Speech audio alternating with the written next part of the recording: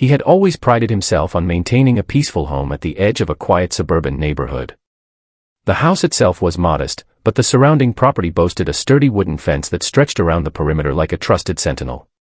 People passing by admired how well kept the yard was and how calmly the homeowner, let's call him Marshall, went about his daily chores. Even the local mailman often remarked on the fence's impeccable condition. Yet everything changed on one sweltering summer afternoon when Karen barreled around the corner, lost control of her overpolished SUV, and crashed headlong through Marshall's prized fence. Splinters of wood scattered in her wake, leaving a jagged hole for all to see. Neighbors stepped outside, startled by the commotion. Karen's SUV stood partially lodged in the fence, steam rising from the hood. Marshall rushed over, heart pounding at the sight of what used to be his gate.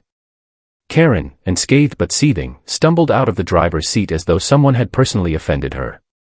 She waved her arms in a dramatic arc and demanded to know why anyone would build such a fence southwest close to the street.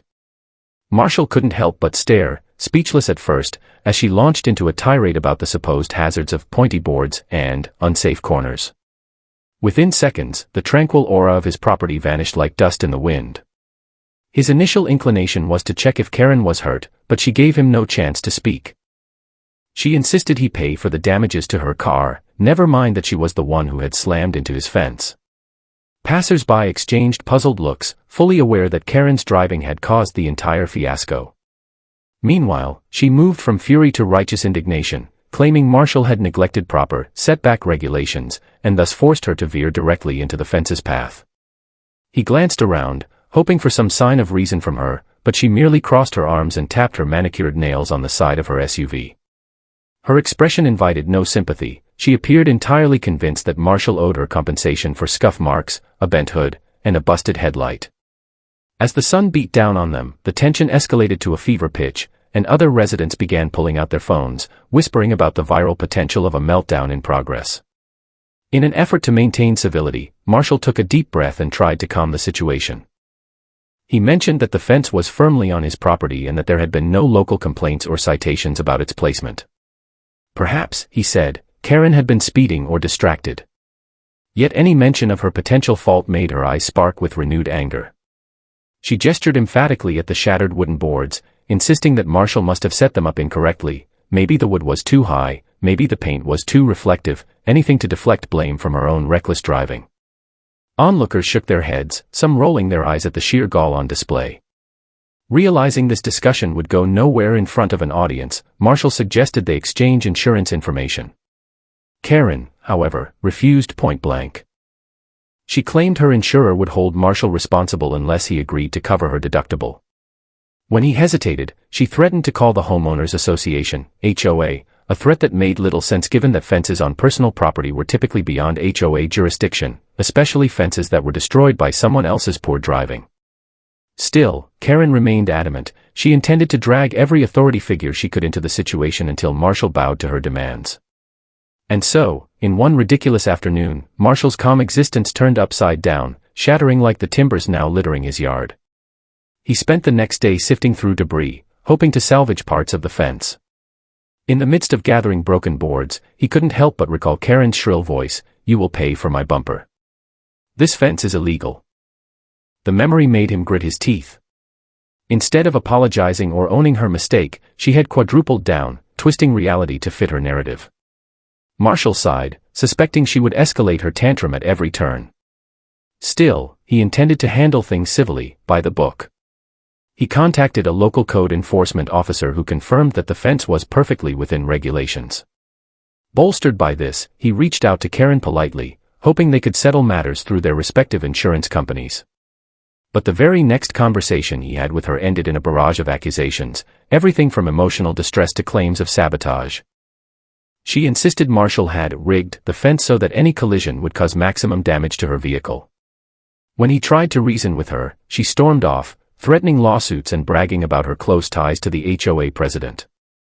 That same week, Marshall began noticing strange phone calls and letters referencing his fence. Someone from the HOA left a note implying that an anonymous complaint had been filed about the hazard on his property. Karen's handiwork, no doubt. It became clear she was working behind the scenes, telling anyone who would listen that she had been victimized by his negligence. The neighbors were more amused than convinced, of course, but Marshall knew that if the HOA took her side, he'd be forced to deal with endless hearings, fines, and pointless demands. He tried a measured approach, writing emails detailing the reality of the incident, sending photos of the tire tracks that swerved directly off the road and into his fence. Yet the replies he got were vague, as if the HOA board felt pressured to remain neutral until more evidence came to light. Each message felt like stepping into quicksand, dragging him further into the quagmire of Karen's pettiness. The real test of his patience arrived when Karen distributed flyers around the neighborhood. She plastered them on light poles, mailboxes, and any public board she could find. The flyers read, "Dangerous fence alert. Negligent homeowner causes accident and refuses to take responsibility. Is your property next?" Bewildered neighbors texted Marshall, sending photos of these ridiculous pamphlets. Some found them comical, others were outraged on his behalf. At first, he was tempted to confront Karen publicly. But he realized direct confrontation would only feed her narrative that he was antagonistic. Still, his frustration simmered. He had always been the laid-back, cordial sort. Now, all that courtesy was being trampled by a woman who had absolutely no regard for facts or fairness. He decided, then and there, that if Karen insisted on escalating matters at every turn, he would need to devise a strategy that addressed her self-inflicted chaos in a way she would never forget. Karen's meddling escalated further, as though she thrived on turning a minor property damage issue into a neighborhood spectacle. She secured a brief cameo at the next HOA meeting, delivering a melodramatic speech about community safety and how Marshall's fence was an eyesore that endangered unsuspecting drivers. It was laughable to anyone who knew the story, particularly because the street was wide, the fence set back from the curb, and her angle of impact clearly indicated reckless driving. Still, she pleaded with the HOA to consider a new regulation that fences must be reassessed for hazard potential. She ended her tirade with a dramatic flourish, "Are we waiting for a child to get hurt next?" Marshall, who had shown up specifically to defend himself, felt his stomach twist as he listened to her manipulations. After she finished, he calmly addressed the board, presented photos, and referenced local ordinances that fully supported the fence's legality. He also pointed out that no one else in town had ever crashed into it. The board appeared divided. Some members seemed sympathetic to Karen's shrill lamentations, others were clearly suspicious of her story. After the meeting, Marshall tried once more to reason with Karen in the hallway. "I'm not out to get you," he began, but she cut him off with a sharp glare. "Then pay for my car repairs," she snapped, her eyes brimming with that familiar entitlement. "If you don't," she continued, "I'll keep pushing the HOA to fine you, to make you tear that monstrosity down, and I'll make sure everyone knows how stubborn you're being." Marshall breathed deeply, focusing on not losing his composure. The irony of her labeling him the stubborn one when she was the one who had literally crashed onto his property was almost too much to process. Eventually, she stormed away, nose in the air, leaving him surrounded by the faint echoes of her threats. He watched her retreating figure, feeling the last remnants of his patience evaporate. Enough was enough. That night, he lay awake mulling over the possible ways to shut down Karen's campaign of harassment. He found it amazing that she had managed to twist a scenario in which she was clearly at fault into a crusade against him. Then, a thought surfaced. Karen was claiming that the fence was a danger, implying it was placed improperly. If he could get official documentation from the city about its lawful position and perhaps an engineer's note about the design's safety, it would prove beyond doubt that her collision was exclusively due to her own error. But he knew Karen. If faced with facts, she'd likely pivot to another tactic, maybe emotional manipulation or some technicality about homeowner rules. So he needed something more. Something that would not only prove his innocence but also highlight Karen's hypocrisy in a way that left her no room to maneuver. He remembered that Karen's SUV had nearly jumped the curb. If there was a camera on a neighboring property that captured the incident, it might show how recklessly she had been driving.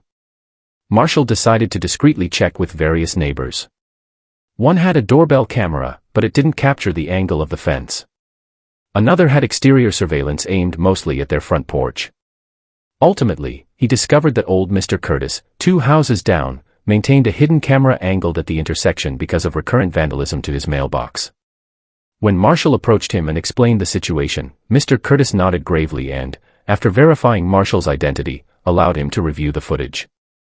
Sure enough, the footage showed Karen's SUV speeding down the street, swerving oddly before crossing the curb and plowing into the fence. The scene looked unequivocal. No sign of obstacles, no dog or child in her path, just a driver who either lost control or wasn't paying attention. Marshall felt a burst of relief.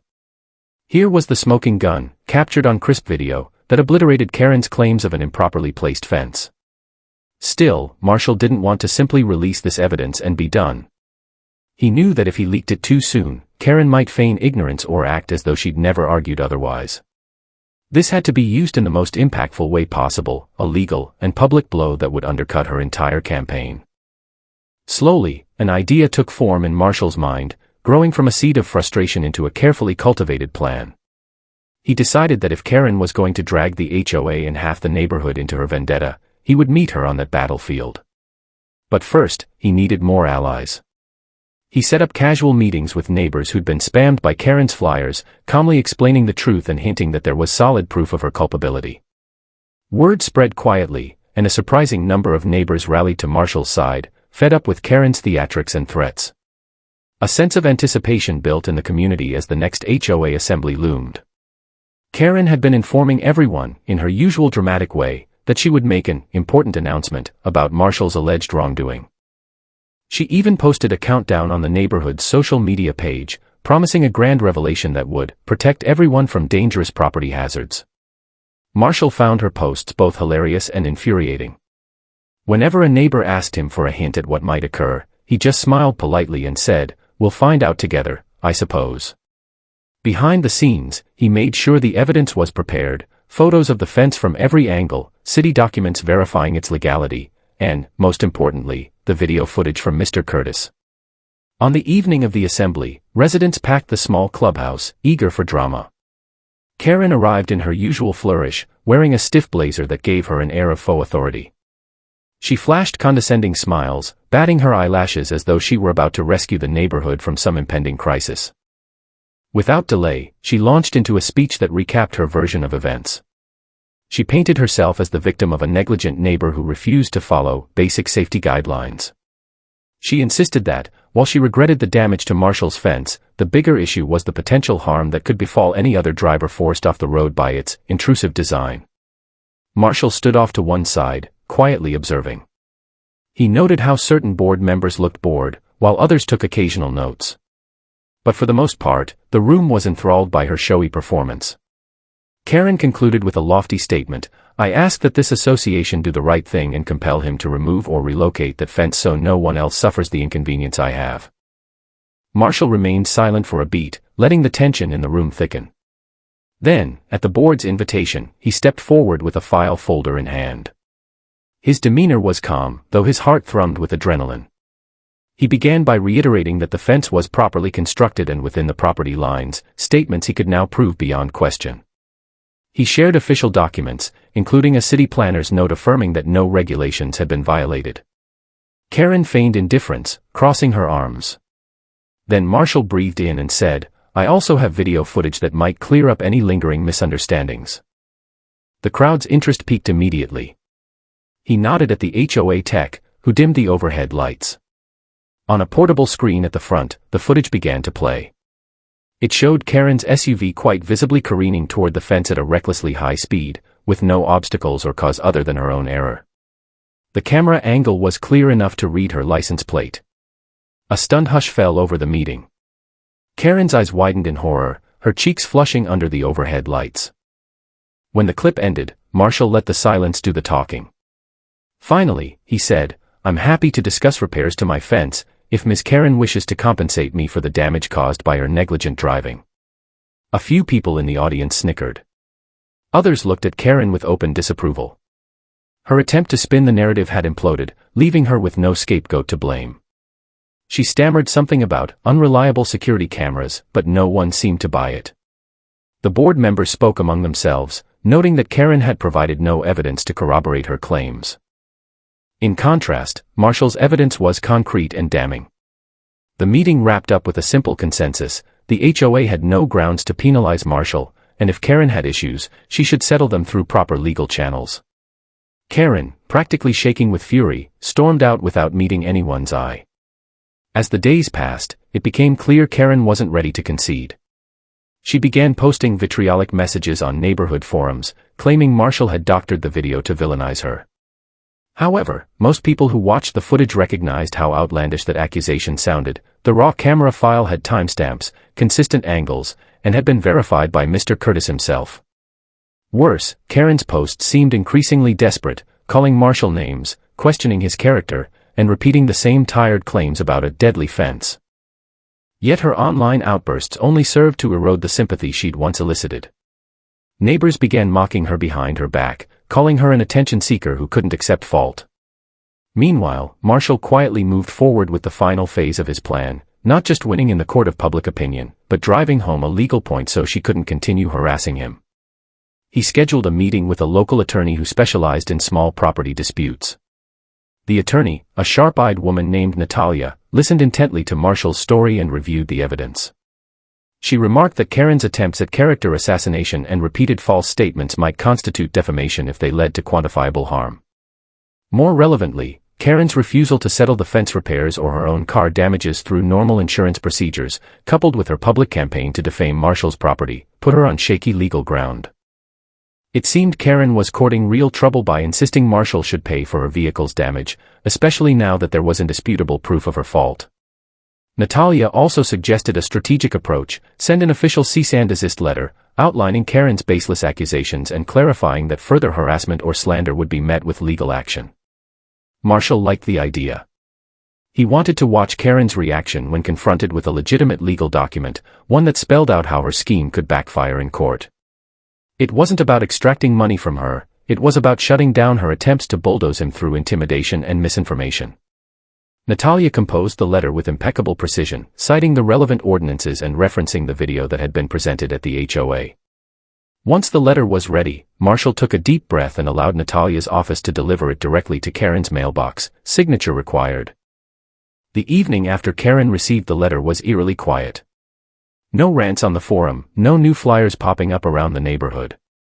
Marshall noticed her curtains drawn tightly whenever he passed by her house. A couple of neighbors mentioned seeing her peeking out like a spooked cat, presumably anticipating some wave of judgment from the community she'd tried to manipulate. For a moment, Marshall felt a twinge of pity. He had never wanted a feud or to humiliate her. All he wanted was to be left in peace and to have his property respected. But given everything she'd done, he felt justified in securing that peace by any legal means necessary. Karen's downfall truly gathered momentum when the next HOA newsletter came out. Typically a dull collection of reminders about trash pickup schedules and lawn maintenance guidelines, this issue featured a special note from the board addressing recent controversies about property boundaries and safety concerns. Without naming Karen, the message explained that the official stance of the HOA, after reviewing all evidence, was that Marshall's fence was fully compliant and that any rumors to the contrary were unsubstantiated. It even praised Marshall for promptly presenting factual information and promoting a transparent resolution. In the realm of suburban politics, this was as close to an official condemnation of Karen's antics as it got. The community response was swift. Karen found her once friendly acquaintances keeping her at arm's length. She had alienated so many people with her extreme demands and scaremongering that even those who had previously tolerated her abrupt manner now sided firmly with Marshall.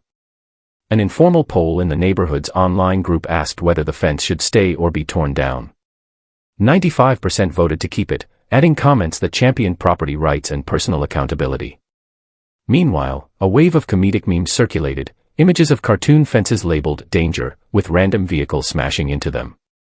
If Karen saw them, and she almost certainly did, she must have realized how badly she had lost control of the narrative. A few days later, a shell-shocked Karen emerged to attend a smaller, mid-month HOA gathering. Perhaps she wanted to salvage what was left of her reputation. However, whenever she tried to raise a point about neighborly compassion and reforming fence regulations, she was met with polite indifference. Gone were the days when people might politely nod at her rambling. She had pushed too far. The meeting ended quickly, with no one seconding her proposals. Karen left in a huff, stepping outside to find Marshall chatting pleasantly with two board members. She shot him a look of pure venom, but he didn't flinch. He had grown used to her glare, and now it carried none of its former menace. Back in her house, Karen's frustrations evidently mounted. One unfortunate neighbor heard her yelling through an open window, raging about the conspiracy against her. Yet no matter how loud she screamed, it didn't change the reality. She had driven into Marshall's fence at high speed and then built an entire storyline around that event to absolve herself. Now, that story lay in tatters. The letter from Natalia still loomed, threatening actual legal action if she continued harassing him. Trapped between social humiliation and a potential lawsuit, Karen found herself cornered in every direction. And for someone who thrived on controlling the narrative, that loss of power was perhaps the greatest punishment of all. Desperate times prompted desperate measures. In a final, astonishing display of entitlement, Karen tried to engineer one last scheme. She filed a small claims case, evidently hoping that a sympathetic judge might see her as the victim of an unsafe fence. Rumors swirled that she intended to bring in a self-styled fence expert who would allege that Marshall's enclosure had structural flaws. But Marshall had no reason to fear. The city's records, the photos, and especially the camera footage were ironclad in his defense.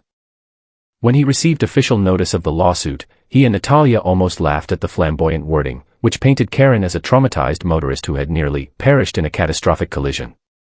On the day of the hearing, a small crowd of curious neighbors turned up at the courthouse.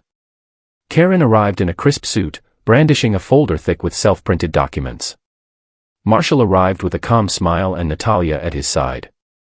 The judge, a stern older woman, surveyed the claims with thinly veiled disbelief.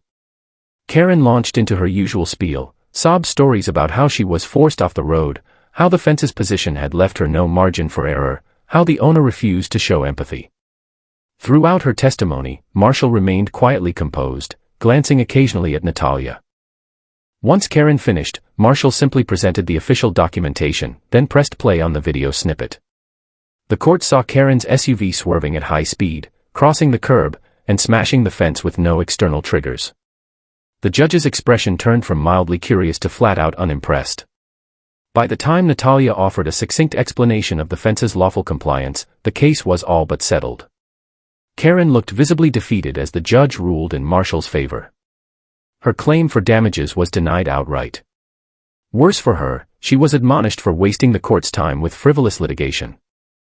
Although there were no punitive fines at this level of proceeding, the judge's lecture was scathing. "Miss Karen, the evidence indicates you were wholly responsible for this collision.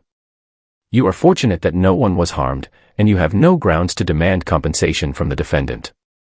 That condemnation echoed through the small chamber, leaving Karen red-faced. She hurried out of the courtroom before Marshall even had a chance to register her reaction. Outside, a few neighbors who had watched erupted in whispered laughter. Word traveled fast. By sundown, practically everyone in the neighborhood knew that Karen had lost resoundingly, again. Within the following week, Karen's once tidy home began to show signs of neglect, uncut grass, clutter piling up near the driveway. Some neighbors thought she might be too demoralized to care anymore. Others speculated she was on the verge of moving, having run out of ways to justify her behavior to the local community. Gradually, her isolation grew, fueled by her refusal to apologize or even acknowledge her wrongdoing. Any time Marshall spotted her in the yard, she would dart inside, avoiding eye contact as though the sight of him confirmed her failures. Then, without fanfare, a "for sale" sign appeared on her lawn. A wave of relief seemed to ripple through the block. People had grown weary of Karen's fiascos, the hysterical flyers, the baseless accusations, the lawsuits. Freed from her illusions, the neighbors resumed normal life, kids playing in the streets, people chatting about local sports rather than property controversies. And in this calmer environment, Marshall set about repairing his fence properly, ensuring it was as sturdy as ever. He even added a small decorative element near the place Karen had crashed, turning the sight of the collision into a subtle personal triumph. As prospective buyers came and went, the neighborhood collectively held its breath, hoping that the next occupant would be more community-minded. Karen herself barely emerged, leaving the listing agent to handle viewings. Rumor had it that she'd priced the house quite high, perhaps believing she deserved to recoup the money she'd spent on repairs to her SUV, which, ironically, had apparently cost her far more than she let on. But the local grapevine also suggested that the market wasn't in her favor. She'd picked a time when property values were lukewarm, and her attempts to inflate the price only deterred serious buyers. Eventually, pressured by the mortgage and her tarnished reputation, she had no choice but to lower the asking price dramatically. A family from out of town finally placed an offer, and soon afterward, Karen vanished from the block, leaving behind only a battered sense of pride. At her departure, neighbors quietly swapped stories, some relieved, others still dumbfounded by the ridiculousness of the entire saga. Marshall, for his part, felt a liberating sense of closure. Yes, it had been stressful dealing with Karen's manipulations and confrontations, but in the end, the truth had prevailed. And his fence, still proudly standing, remained a testament to the fact that, when push comes to shove, actions, and a good piece of video evidence, speak louder than any smear campaign. By the time new residents moved into Karen's former house, the story had already become something of a neighborhood legend, told half in jest and half in warning to future troublemakers. People like to say that if you ever found yourself tempted to blame everyone else for your own mistakes, you should remember Karen and her fence fiasco. Meanwhile, Marshall's life returned to the peaceful routine he valued so much. He took up a small gardening project, planting bright flowers along the edge of the fence. Each day he walked outside, sipping his morning coffee, and took satisfaction in the knowledge that he had stood his ground, both literally and figuratively, against one of the most absurd cases of entitlement he'd ever encountered. Sometimes he chuckled, recalling the moment Karen had lunged out of her SUV, ranting about how he owed her money for the dented bumper. It felt like a fever dream. But that comedic element didn't diminish the real stress he'd experienced. He had faced baseless accusations, a misguided HOA complaint, and an actual lawsuit. At every turn, Karen's arrogance had set a new standard for audacity. Yet with measured resolve and a few well-chosen tactics, he had steered the conflict to a conclusion that left Karen with no choice but to abandon her crusade. Finally, he realized the episode was over for good when he noticed the "for sale" sign was replaced by a "sold" sticker. In that instant, a wave of relief swept through him. He no longer had to worry about backhanded flyers or surprise accusations. Karen was gone, likely off to some new place where, hopefully, she'd learn the lesson the neighborhood had taught her: personal responsibility is not optional, and incessant blame shifting only amplifies one's downfall. Marshall allowed himself a private smile. The fence stood tall, the property was safe, and order had been restored. He turned away, prepared to enjoy the next chapter of his life, free of Karen's unwelcome drama.